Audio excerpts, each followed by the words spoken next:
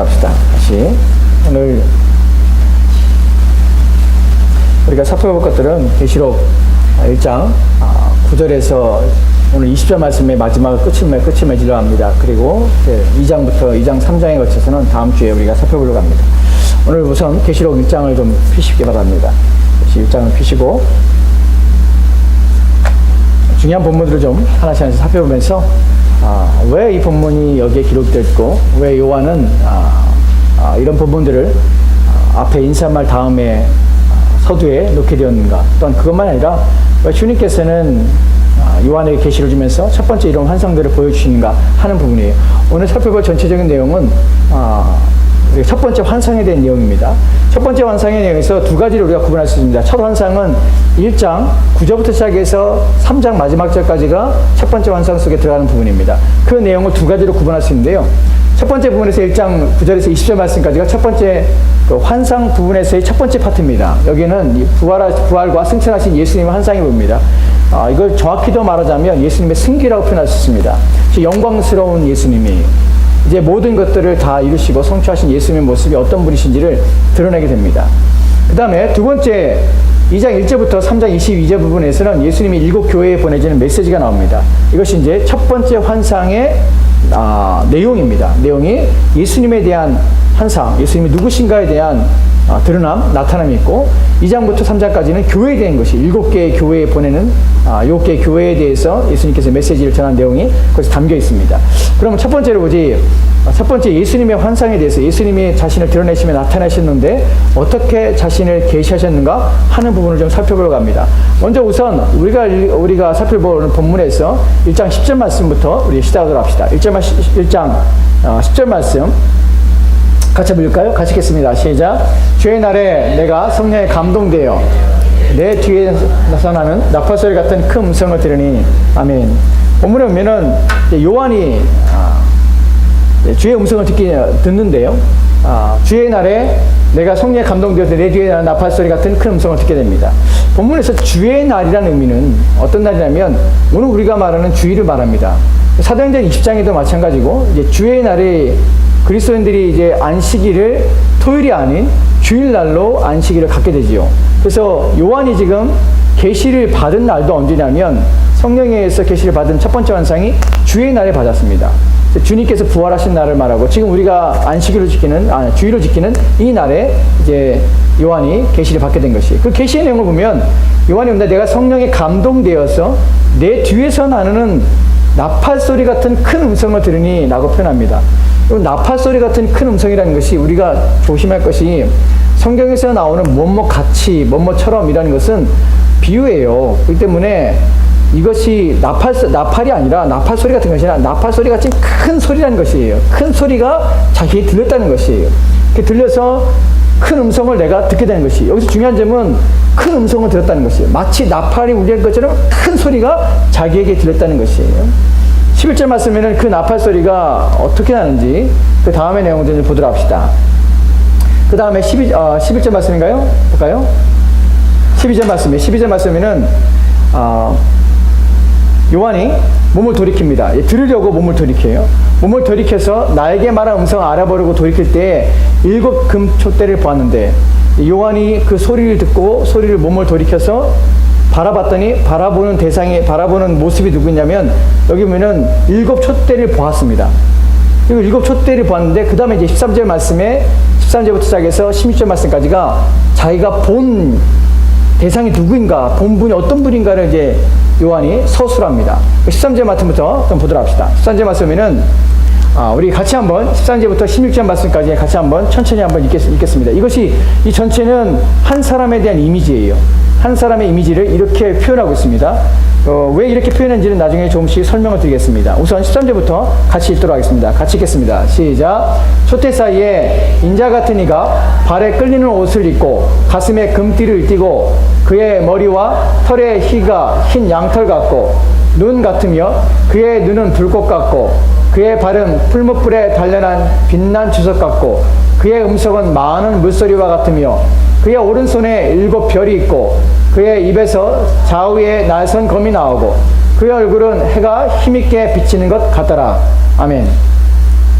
본문을 보면 이게 도대체 무슨 이미지인지 우리는 사실 좀 놀라게 됩니다. 잠깐만요. 소리가 나서 이거 좀 끄도록 합시다.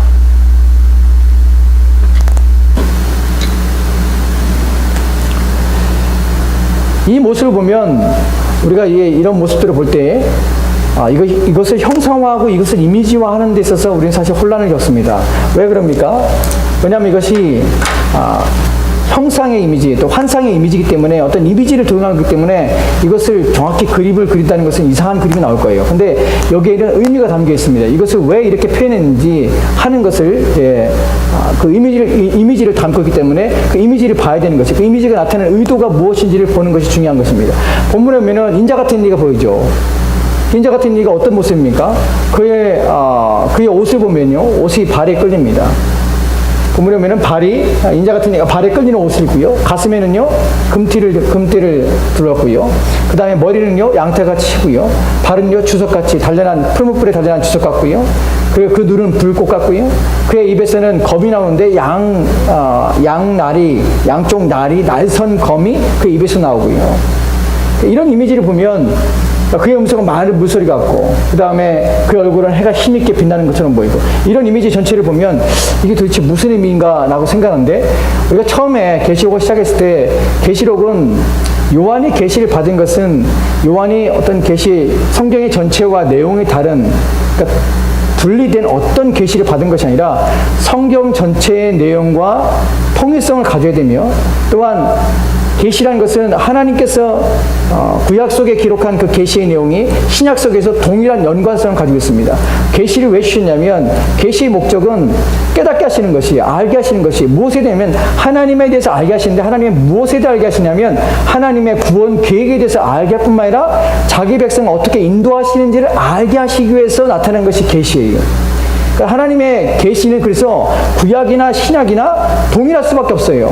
왜냐하면 하나님의 계시가 구약에서는 다르고 신약에서는 달라진다면 하나님께서는 변하신 하나님이시라는 것이에요.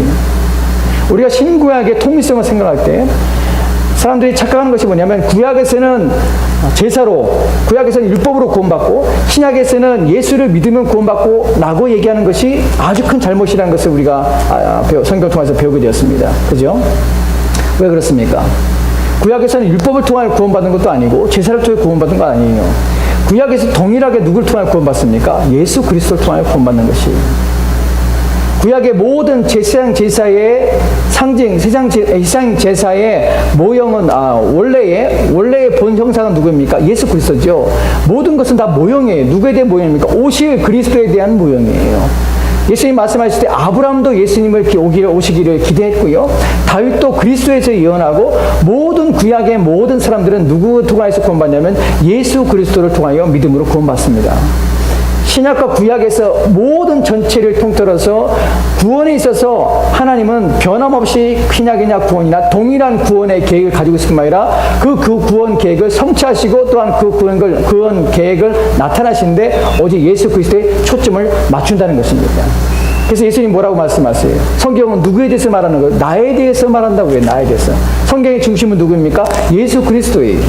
즉 요한이 계시를 받았다는 것은 그렇기 때문에 구약과 어떤 신약 예수님 오셨을 때의 모든 예언과 구원에 관한 모든 예언과 동떨어져서 따로 특별하게 받은 예언이 아니라 그 모든 구원 계획의 완성으로서 하나님을 통해서 계시가 주어졌다는 의미입니다. 즉 이 모든 계시록의 구원에 대한 계시록의 이 예언의 말씀들은 다 성경 전체와 맥을 같이 하는 것이, 여기서 나타나는 인자 같은 이는 누구를 말하냐면 예수 그리스도를 말하지요.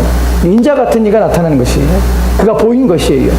근데 이 모든 나타나는 것들, 그의 눈, 그 다음에 그의 머리, 그의 발, 또한 그의 입, 그의 목소리, 이 모든 것들이 상징하는 것들은 다 뭐냐면 예수님의 이미지예요. 근데 이 이미지가 요한이 특별하게 혼자 다른 이미지를 받은 것이 아니라 이것이 구약과 연결된 고리 가운데 함께 그 예언이 통일성을 가지고 그 예언이 함께 됐다는 것은 구약의 이미지를 그대로 가져왔기 때문에 그렇다는 것이에요.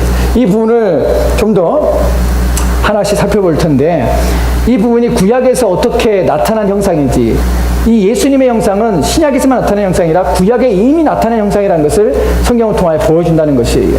구약에 이 예수님의 요한이 본 그 예수님의 이미지가 구약에 어떻게 나타나는지, 어떤 본문에 나타나는지 한번 살펴보도록 합시다. 그 다음 차트를 보면 여기 보면은 지금 왼쪽에, 여러분 보시기에 왼쪽에 기록된 것은 요한계시록에 나타나는 예수님의 이미지입니다. 13절부터 16절까지에 나타나는 예수님의 이미지예요. 그 다음에 오른쪽에 나타나는 것은 구약 속에 나타나는 예수님의 이미지예요.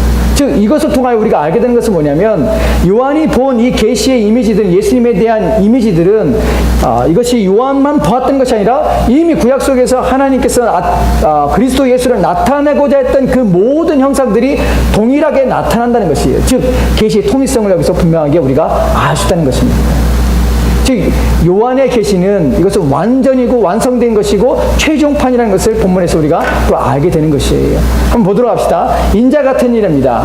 인자 같은 일은 성경 어디 나타나면 다니엘서 7장에 나옵니다. 다니엘 7장에 보면 13절에 인자 같은 이가 나타나요. 여러분, 인자라는 것이 예수님께서도 복음서에 자신을 인자라고 표현합니다. 인자라는 것은 직역에 가면 이런 뜻이에요. 사람의 아들이에요. 그럼 누군 사람의 아들이 아닙니까? 다 사람의 아들이지?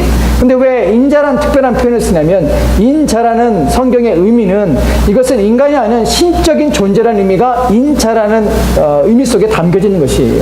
즉 예수님께서 인자가 달려이라라, 인자가 이런 표현을 쓸 때는 이것은 인간이 아닌 신적인 존재, 자신이 신적인 존재라는 사실을 부각하며 나타날 때 인자라는 단어를 씁니다. 다니엘서도 인자 같은 이가 나타나는데 그 인자는 사람이 아니라 신적인 능력을 가지고 신적인 권세를 가지고 있는 어떤 분이라는 표현을 쓰는 것이에요. 예수님 또한 복음서에서 내가 인자라고 표현한 것이 의미가 무엇이냐면, 나는 다니엘서에 예언했던 그 인자라는 것이 그 신적인 권위를 가지고 있는 자라는 사실이에요. 인자 같은 일을 표현하는 것입니다. 두 번째로 보면 발에 끌리는 옷을 입습니다. 겉옷이라는 이 단어에 가지고 있는 의미는 겉옷이에요. 그런데 이것이 발이 끌립니다. 발이 끌린다는 의미는 성경에서 발이 끌리는 옷을 입는 사람이 있습니다. 누구냐면 대제사장입니다. 발이 끌리는 옷을 입습니다. 이 의미가 상징적인 의미를 가지고 있는 것이에요. 발이 끌리는 옷이 있는데 성경에 보니까 세마포 옷을 입었고, 다니엘서 10장에서 옷을 입었고 허리에는 우바스 순금을 띄었더라. 그리고 가슴에 이제 여기서는 금을 띱니다. 그 다음 머리와 털에 흰 양털 같고 눈 같음이라는 표현이 있습니다. 다니엘서 7장 9절 말씀에 그의 머리털은 깨끗한 양털 같고, 그 다음에 14절 15절에서 그의 눈은 불꽃 같고 그의 발은 풀무들에 단련한 빛난 주석 같고 그의 음성은 많은 물소리와 같으며, 여기 세 개 나오죠. 눈은 불꽃 같고, 그 다음에 발은요 풀무불에 달린 주석 같고, 주석이라는 금속을 말해요. 근데 풀무불에 단련했다는 것은 무엇도 섞이지 않은 아주 순전하고 아주 깨끗하며 아주 정결한, 그래서 강한 의미가 주석 같은 표현을 쓰는 것이에요. 그런 이미지가 발을 가지고 있고요. 그의 음성은 많은 물소리 같아요. 근데 이것이 구약에 어떻게 표현했습니까? 눈은 횃불 같고 팔과 발은 빛난 녹과 같고 그 말소리는 우레의 소리와 같더라. 그리고 그의 입에서 좌우에 날선 검이 나오는데 여기 보면은 입에는 날카로운 칼같이 만드시고, 그다음 에스겔서 43장 2절 말씀에서는 하나님의 음성은 많은 물소리 같고 이런 표현을 씁니다. 그럼 마지막에 그의 얼굴은 해가 힘있게 비치는 것 같더라. 다니엘서 10장 6절 말씀에는 그의 얼굴은 번갯빛 같고, 즉 이미 우리가 서론 부분에서 했던 것처럼 요한계시록에서 내가 너에게 환상으로 보여주는데, 환상이라는 것은 형상이에요. 어떤 이미지로 내가 보여주기, 1장 1절 말씀에 있죠. 내가 보여준다는 의미가 그냥 보여주는 것이 아니라 그대로 있는 그대로 실물을 보여주는 것이 아니라 상을 그려서 이미지를 가지고서 환상으로 보여준다는 의미를 가지고 있다고 했습니다.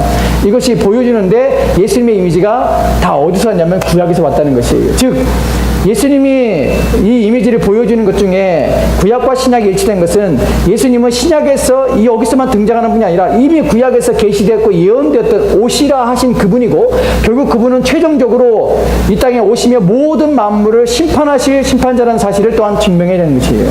마지막에 또한 본문에서 1장에서 나오는 이 이야기 속에서 교회들의 주인 되실 뿐만 아니라 또한 심판의 주인 되신 것을 나타내는 것이 바로 예수 그리스도라는 사실입니다. 이것이 그럼 무슨 의미입니까? 세마포 옷을 입고 가슴에 금띠를 띠르고, 그 다음에 흰 머리, 입에서 음속은 맑은 물소리고, 그 다음에 그 입에서 검이 나오고, 눈은 불꽃이고, 발은 주석이고, 이런 것들이 또 그 얼굴은 해같이 빛나고, 이런 것들이 도대체 무슨 의미입니까? 무슨 이미지입니까? 그 이미지를 좀 하나씩 살펴보도록 합시다. 이것은 성경을 통하여 성경을 해석하는 것이 지금 성경에 나타나는 이미지, 구약에 나타나는 이 이미지들이 가지고 있는 의미가 무엇인지를 함께 우리가 설명을 통해서 해석하려고 합니다. 그 다음 볼까요? 여기 보면은 하나씩 이 예수님의 이미지가 말하고 있는 내용이 무엇인가를 구약의 그 본문에서 나타나는 의미를 우리가 해석함으로 요한이 봤던 환상 속에서 예수님이 신약 속에서, 계시록 속에서 어떻게 해석되어야 되는지 하는 것입니다. 먼저 옷과 금띠입니다. 발을 가린다고 했죠. 발을 가리는 대제사장이 입는 옷이에요. 세마포옷이에요. 대제사장이 왜 발을 가리는 옷을 입습니까? 대제사장이 하나님께 나갈 때 몸을 보이면 안 돼요. 발을 보이면 안 돼요. 그래서 몸을 가리는, 발을 끌리는 옷을 입게 됩니다. 이 겉옷이라는 이 단어가 여기서 나온 단어와 동일한 단어예요. 즉 예수님께서 이 발에 끌리는 옷을 입었다는 것은 긴 옷을 입었네, 먼지를 쓰고 다니시려나, 이런 의미가 아니라 대제사장으로서의 의미입니다. 여러분, 예수님께서 대제사장이라는 것이 성경이 또 신약에서 어디 표현되죠? 히브리서에서 우리 가운데 대제사장이 계시다고 표현하죠. 예수님께서는 우리의 대제사장입니다. 우리를 위해서 자신의 피를 가지고 하늘 성소에 들어가서 피를 뿌리심으로 우리의 모든 죄를 속죄하신 대제사장이에요. 즉 예수님의 이미지가 대제사장으로서 그분을 나타내는 것이에요. 또 두 번째로 그분은 금띠를 띠었습니다. 가슴에 금띠를 띠었지만 이 금띠를 가슴에 띈다는 것은 왕의 상징을 의미합니다. 즉 예수님은 왕으로서 제사장이자 왕의 신분을 나타내시는 것이 바로 옷과 금띠에서 나타나는 이미지예요. 두 번째 봅시다. 두 번째에서는 흰 양털 같은 머리예요. 머리와 털이 희기가 양털 같다고 합니다.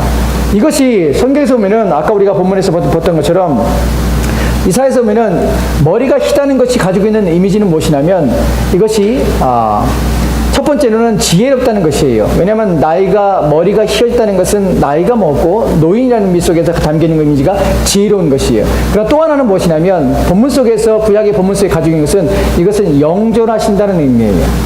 영원하신다는 의미예요. 그래서 그 의미가 영원한 신성을 소유하신 분이라는 의미가 담겨 있습니다. 즉 예수님은 지혜로우신 분이시고 또한 영원하신 신성을 가지신 분, 그것이 머리가 희다는 의미예요. 그 다음 세 번째로는 해처럼 밝게 빛나는 얼굴이라고 그래요.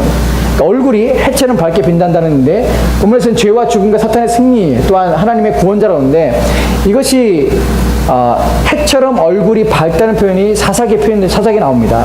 그들이 5장에 보면은 드보라의 노래 속에서 그들의 얼굴이 해처럼 밝은데 이것이 표현하는, 문맥 속에서 표현하는 것이 뭐냐면 승리자의 얼굴이 해처럼 밝다는 것이에요.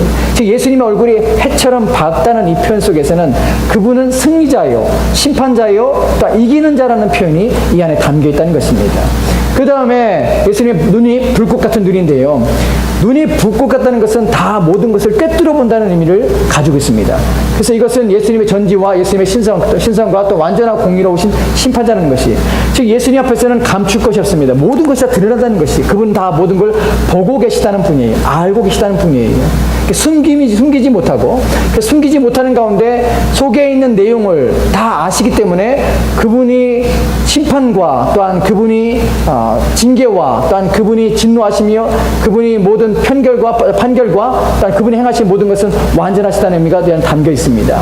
그 다음 볼까요? 입에서 나오는 좌우에 날선 검이라는 표현이 있습니다. 입에서 나오는데 이것이 검이 나오는데 검이 좌우에 날이 선 검이에요. 좌우에 날이 선 검이라는 것은, 입에서 나오는 검이라는 것은 항상 성경에서 표현될 때 말씀이라고 표현됩니다. 말씀으로 우리가 이제 해석할 수밖에 없습니다. 그래서 예수님의 날선 말씀으로 심판자이신 예수님을 상징합니다. 여러분, 신약에서 날선 검이라는 문장이 나오는 구절이 있죠. 어디에 나옵니까? 히브리서 나오죠. 히브리 4장에서 어떻게 나오죠? 하나님의 말씀은 살았고 또 운동력이 있어 좌우에 날이 선 검과 같이 심령과 골수를 찔러 쪼개기도 하죠. 그 본문에서 문맥 속에 나오는 것이 무슨 의미냐면 하나님의 말씀은 좌우의 날선 검처럼 예리합니다. 그래서 영혼과 뭐라고 했죠? 심령과 영과 호를 찔러 쪼개기까지 한다고 그래요. 무슨 말이냐면 너무나 예리하고 날카로워서 분리할 수 없는 것처럼 보이는 것도 분리할 수 있는 만큼 그렇게 예리하다는 것이에요. 그 문맥에서 말하고자 하는 것은 무엇이냐면 감추지 못하는 것이에요. 왜냐하면 그 다음 본문이 모든 것이 다 드러난다는 것이에요. 하나님 말씀 어떻게 하냐면 너무나 예리해서 우리의 모든 것들을 다 쪼개서 숨기지 못하고 다 드러나게 하신다는 거죠. 그래서 어떻게 해요? 종말의 때 너희가 하나님 앞에 핑계치 못하고 너희가 하나님 앞에 이유나 조건을 대서 그렇게 할 수밖에 없다고 하나님 앞에 속이거나 숨기거나 했다는 것이 아니에요. 다 밝아봤은 것처럼 다 드러나게 된다는 것이에요. 본문에서도 예수님의 말씀이 입에서 나오는 예리한 양쪽의 날선 검처럼이라는 것은 예수님의 말씀은 우리의 모든 것들을 다 벗겨내서 마치 밝아벗은 것처럼 주님 앞에 서게 하시는 예리한 심판을 본문에서 또한 말씀하고 있다는 것입니다. 그 내용 그 다음에 보면은 많은 물소리 같은 음성이 나옵니다. 여러분 이것이 우리가 흔히 생각할 때 많은 물소리라는 것이 이게 그냥 물이 많은 그런 물이 뭐 개울처럼 흐르는 것처럼 보이지만 이것을 좀 쉽게 이해하면 폭포수 같은 소리예요. 여러분 혹시 큰 폭포 근처에서 여러분들 큰 폭포를 본 경험이 폭포를 가보신 경험이 있는지 모르겠지만 혹시 여러분 나야가라 폭포 가보셨습니까? 여러분 그런 거대한 폭포 근처에 가면은 옆에서 말하는데도 안 들려요. 큰 소리로 얘기해야 돼요. 왜냐면 너무 소리가 크기 때문에 그래요. 본문에서 말하는 많은 물소리라는 표현은 마치 폭포수처럼 너무나 큰 물줄기가 쏟아져서 그 엄청난 소리에 중압감을 느끼는 것이에요. 그 큰 소리가 위엄을 말하는 것이에요. 누구의 위엄? 예수 그리스도의 말씀의 위엄이에요. 그 말씀의 권능이고 힘이에요. 그의 말씀이 얼마나 힘 있고 능력인지 사람으로 하여금 꼼짝 못하게 할 뿐만 아니라 그 위엄 앞에 갇히게 되는 것이에요. 그것이 본문에서 말하는 많은 물소리입니다. 그의 음성이 그렇습니다. 그 다음에 오른손에 7별을 말하는데 오른손에 7별은 7별이 예수님의 오른손에 있다는 것은 예수님께서 교회의 주권자입니다. 우리가 다음 시간에 살펴보겠지만 1장에서 예수님께서 17절 말씀에서 예수님께서 오른손에 7별을 붙잡고 계시다 합니다. 또한 16절 말씀이 있죠. 그리고 또 2장 1절 말씀에서도 오른손에 7별을 쥐고 계시는데 7별이라는 것은 7교회의 사자예요. 7교회의 어떤 주권을 가지고 있는 7교회를 움직이는 그런 7별의 사자들을 예수님께서 오른손에 쥐고 계신 분이십니다. 그 교회의 주인이라는 표현이 7별을 쥐고 계신 분입니다. 그리고 주석 같은 발, 아까 말씀드린 것처럼 이 풀무불에 단련한 주석 같은 발이에요. 그러니까 풀무불에 단련해서 아주 순결하고 아주 깨끗하고 불순물이 전혀 없는 정제된 어떤 그런 주석.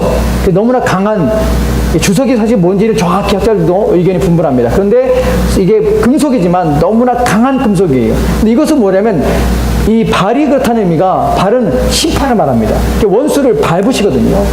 밟으시는 하나님, 하나님에 대한 이미지가 바로 이 발이 강한 것이, 즉 주님께서 어떤 의미냐면 강한 심판을 하실 뿐만 아니라 그분의 심판은 순결하며 거룩하다는, 공의로우시다는 것을 본문에서 상징적으로 보여주는 것이에요. 여러분 생각해 보십시오. 이러한 이미지들을 지금 요한이 봤습니다. 우리가 아까 좀 소급해서 볼 때에 10절 말씀부터 요한이 음성을 듣기 시작하죠. 큰 음성이 들렸습니다. 마치 나팔소리 같은 큰 음성이 들렸습니다. 그리고 그 음성을 들어서 돌아봤습니다. 돌아봤더니 촛대 사이에 계시는 분을 한 분을 봤어요. 13절 말씀에 그분이 인자 같은 분이에요. 그리고 그분이 어떤 형상인지 쭉 설명하고 있습니다. 16절 말씀까지 설명하고 있습니다. 그리고 17절 말씀에 이렇게 이제 이 마지막 그 예수님의 형상에 대해서 예수님께서 말씀하신 장면이 나옵니다. 17절 말씀 볼까요? 같이 읽겠습니다. 시작. 내가 볼 때 그의 발에 엎드려져 죽은 자 같이 되며 그가 오른손을 내게 얹고 이르시되 두려워하지 말라. 나는 처음이요 마지막이니. 아멘. 본문에 보면은 예수님께서 지금 말씀하신 것을 이제 듣게 되었습니다. 예수님께서 지금 예수님의 형상의 모습들을 13절부터 16절 말씀까지 예수님의 형상을 보게 된 것이에요. 그리고 이제 쓰러진 요한을 예수님께 일으킨 장면이 나옵니다. 첫 번째 우리가 생각할 것은 무엇이냐면 예수님께서 큰 소리 같은 소리가 들려서 1절 말씀에 뭐라고 하냐면 이것을 써서 기록하라고 그래요. 그 7교회에다가 편지를 쓰라고 합니다. 그러면서 그 말씀하시는 분을 요한이 봤어요. 보고 나서 17절 말씀에 본 요한의 모습은 땅에 엎드려져 죽은 자처럼 된 것입니다. 여러분 요한계시록에서 이것이 요한이 몇 번 이런 일을 당합니다. 언제 당하냐면 주님을 볼 때에 그는 쓰러져서 마치 죽은 자처럼 되는 것이에요. 성경에서 예수님의 그 강력한 빛을 경험하거나 주님의 임재를 경험한 사람들이 보이는 모습들이 뭐냐면 땅에 엎드려서 마치 죽은 자처럼 되는 것이에요. 누가 그랬습니까? 사도행전에서 누구예요? 바울이 다메섹 도상에 가는 길에서 강력한 빛을 주님을 만나자마자 그가 땅에 엎드러지게 됩니다. 본문에서 요한이 땅에 엎드려져 그 발에 엎드려서 죽은 자같이 됐다는 것은 예수님을 우리가 직접 보는 순간에 우리는 감히 그분 앞에 설 수 없는 위엄과 능력 앞에 마치 죽은 자처럼 쓰러질 수밖에 없는 우리의 모습이라는 것입니다. 즉 예수님의 영광이 얼마나 크냐는 것이에요. 하나님의 영광을 우리가 하나님을 보지 못하는 이유가 무엇이냐면 우리가 본즉 우리는 마치 죽는 것처럼 마치 죽게 되기 때문에 성경에서 하나님을 보지 못하게 됩니다. 본문에서도 요한은 예수님을 보는 순간 그분께서 말씀하신 걸 듣고 돌아서 예수님을 보는 순간 땅에 엎드려서 죽은 자처럼 될 수밖에 없다는 것이에요. 그러자 예수님께서는 그를 일으킵니다. 오른손으로 그를 만지셔서 두려워하지 말라. 나는 처음이요 마지막이니 라고 말씀합니다. 18절 19절에서 예수님께서는 자신이 누구신지를 말씀하고 있습니다. 여기서 처음이요 마지막이라는 것도 예수님이 누구냐면 영원하신 신성을 가지신 하나님이라는 사실을 본인이 드러나는 것이에요. 그리고 18절 19절에서 예수님께서 나는 음부의 권세를 가진 자라는 표현도 하시고요. 이런 말씀을 통해서 자신이 누구신지를 나타내는 것입니다. 다시 한번 이 본문의 전체를 한번 생각해 보도록 합시다. 여러분들 우리가 요한계시를 어디로 하고 있냐면 요한계시를 서론을 하고 있습니다. 인사를 끝마친 후에 1장 9절 말씀에서 요한은 자신이 반모섬에서 복음을 증거하다가 반모섬에 지금 끌려왔다는 사실을 말하고 있습니다. 그리고 이제 음성을 듣게 되고 그 음성을 듣고 돌에서 돌이켜서 예수님을 보게 되었다고 합니다. 그리고 그는 쓰러졌습니다. 예수님에서 만진바되고 또한 예수님께서 그에게 자신이 누구신지 나타내고 있습니다. 이런 말씀을 통해서 왜 요한은 예수님께서는 첫 번째로는 왜 예수님께서는 자신을 그런 모습으로 나타냈을까? 여러분 요한이 예수님 봤을 때 이 형상들이 이미지가 확 들어온 것이에요. 그분이 그렇다는 사실이 확 들어오게 된 것이에요. 그래서 그것을 정확하게 있는 그대로 자기가 본 환상을 보고 기억한 것이에요. 왜 그런 환상을 보여주셨을까 하는 것이에요. 첫 번째로는. 두 번째로는 왜 이것이 1장에서 서론 부분을 끝나는 인사가 끝나는 그 첫 번째 메시지가 주어지는 예언이 주어지는 첫 번째 이 본문이 놓여지게 되냐는 것이에요. 왜 그렇다고 생각하십니까? 이것이 요한이 말하고 싶어하는 내용을 여기에 담고 있기 때문에 그래요.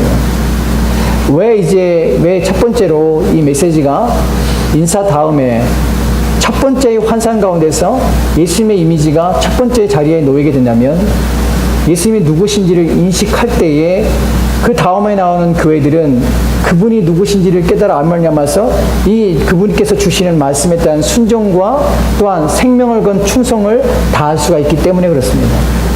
예수님을 알지 못하는 가운데 그분이 누구신지 이해하지 못하는 가운데 그분이 말씀하시는 것에 순종하거나 그분의 말씀을 따라 자신의 생명을 다해서 충성할 수 있다는 것은 쉽지 않기 때문에 그렇습니다. 예수님께 자신의 이런 모습을 보여주는 이미지는 이걸 통하여서 그 교회의 주인이 누구시며 세상의 주인이 누구신가를 예수님께서 드러내고자 또한 나타내고자 이것을 첫 번째로 예수님께서 이런 이미지를 요한에게 나타내신다는 것이에요. 여러분 오늘 이제 다음 주에 우리가 7개의 교회에 대해서 우리가 살펴보겠지만 오늘 이 본문 속에서 우리가 알아야 될 것은 무엇이냐면 이 세상의 주인이 누구신가 하는 부분이에요. 인자 같으신 이 그분은 하나님이십니다. 우리가 믿는 그분은 하나님이십니다. 우리가 믿는 그분은 인간이 아니라 신적 존재를 가지고 계신 분입니다. 그분 누구냐면 우리의 대지상이십니다. 우리 죄를 속하신 분이에요. 우리 죄를 사해 주시는 분이십니다. 또한 그분은 누구십니까? 왕이십니다. 세상의 유일한 왕입니다. 요한계시록에 있어서 사람들이 눈에 보이는 왕이 누구냐면 로마에 있는 로마 황제가 그들에게 눈에 보이는 왕이에요. 그들이 길거리 나가면서 매일매일 보는 그들의 일상 속에서 끊임없이 그들이 경험하고 그들이 보고 그들이 듣는 세상의 왕은 로마 황제입니다. 근데 오늘 주님께서는 세상의 왕이 로마 황제가 아니라 내가 세상의 왕이라는 것을 보여주시는 것이에요. 너희들이 누구에게 생명을 걸고 누구를 위해 살아야 되냐고 예수님께서 자신을 나타냄으로 선택을 하게 하는 것입니다. 누구를 선택해야 됩니까? 누구를 믿어야 됩니까? 눈에 보이지 않지만 그분은 세상의 왕이십니다. 또한 누가 우리를 심판하시며 누가 우리의 생명을 우리의 영혼을 누가 쥐고 계십니까? 본문에서 보이는 것처럼 오직 예수님만이 우리의 생명을 소유하신 분이십니다. 그분이 이 땅을 심판하실 것입니다. 또한 그분의 말씀은 모든 것들을 다 무너뜨릴 뿐만 아니라 그분의 말씀발이 온전히 서게 하실 것입니다. 그분의 음성의 권위와 능력은 세상의 어떤 사람의 권위와 능력보다 더 위에 있을 것입니다. 즉 오늘 이 말씀을 듣는 초대교회의 7개의 교회 성도들은 이 편지를 보면서, 편지를 읽으면서 내가 누구를 선택하며 오늘날 이 환난과 또한 고통 가운데서 내가 누구를 신뢰하며 살 것인가 하는 부분에서 오직 내가 섬기며 내가 신뢰할 부분이 오직 예수 그리스도밖에 없음을 다시 한번 고백하게 되는 것이에요. 이 권위와 이 위험 앞에 그들은 그들의 마음을 새롭게 하며 또한 7개의 교회의 보여진 편지 속에서 주님께서 그들을 권면하고 또한 그들을 책망하는 그 책망 속에서 그들은 자신을 새롭게 해야 될 책임과 의무를 느끼며 또한 그러한 삶에 순종하고자 마음을 다잡겠다는 것입니다. 이것이 본문에서 보여주는 의미입니다. 오늘 본문의 이미지들은 그냥 환상에 그냥 이런 모습이고 하는 것을 나타내는 것이 아니에요. 예수님의 본질이 누구신지 예수님이 어떤 분이신지를 나타내는 것입니다. 오늘 우리에게 이 본문이 필요한 이유가 바로 그것입니다. 오늘 우리가 잘못 알고 있는 것이 뭐냐면 예수님이 오늘 우리가 믿고 있는 우리가 살고 있는 이 세상에 우리가 당하고 있는 우리가 고통을 우리가 또한 염려하는 그 모든 염려를 뛰어넘지 못하는 분을 우리는 인식합니다. 오늘 우리의 현실 속에서 막히는 문제 속에서 우리는 그것 위에 계신 주님을 보지 못하기 때문에 현실에 갇혀서 우리의 삶이 무너지고 우리의 신앙이 무너지는 것을 그냥 내버려 둔다는 것이에요.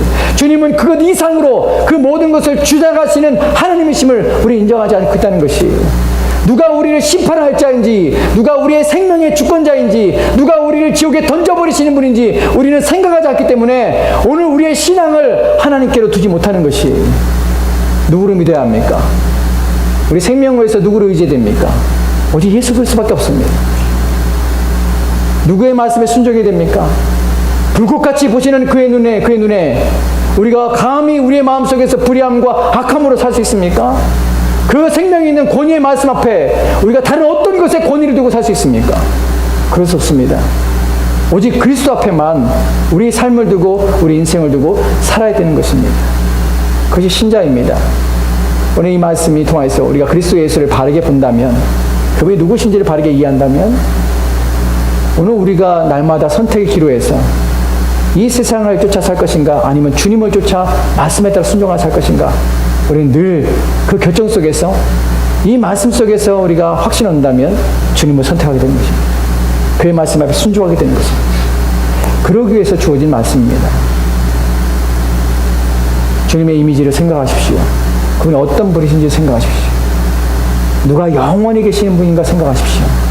우리는 잠시 잠깐 이 땅에 살면서 잠시 잠깐 우리의 눈에 비치는, 그러니까 우리의 눈에 보이는 일상을 삽니다. 그리고 우리는 우리의 눈이 감기는 그 순간에 우리가 보는 모든 것들은 다 뒤로 사라지게 될 것입니다. 그러나 우리 주님은 영원하신 분이십니다. 처음이요 마지막이신 분이십니다. 그의 머리가 흰 것처럼 그분은 영존하신 분이십니다. 잊지 마십시오. 우리가 섬기며 우리가 또한 믿으며 신뢰하며 이 땅에 사는 삶 동안에 우리 마음을 두고 우리 온 힘을 다해서 섬기며 충성할 대상이 오직 예수 그리스도밖에 없음을 기억하십시오. 초대교회 성도들은 이 말씀의 첫 구절에서 이 이미지를 통해서 그들에게 말씀을 주신 분이 누구신지를 두렵고 떨림으로 이 말씀을 받습니다. 그리고 7 교회에 주시는 각 교회의 책망과 또한 각 교회의 어려움들 속에서 견뎌야 됨을 또한 그들이 다짐하며 신앙으로 믿음으로 살도록 자신의 삶들을 온전히 하는 일에 온 힘을 기울였습니다. 자신의 믿음을 지켜낸 것입니다. 왜냐하면 그리스도 때문에 그렇습니다. 살아계신 그분 때문에 그들의 믿음을 지키며 그들의 신앙을 지켜서 이긴 자로서 21장, 22장에 나오는 것처럼 그 영광스러운 자리에 서기 위해서 끊임없이 고난과 역경을 이겨내며 믿음으로 자신의 삶들을 살아낸 것입니다. 저와 오늘 여러분에게 보여주고 또한 나타내시며 또한 알게 하시고자 하시는 하나님의 말씀입니다. 우리 같이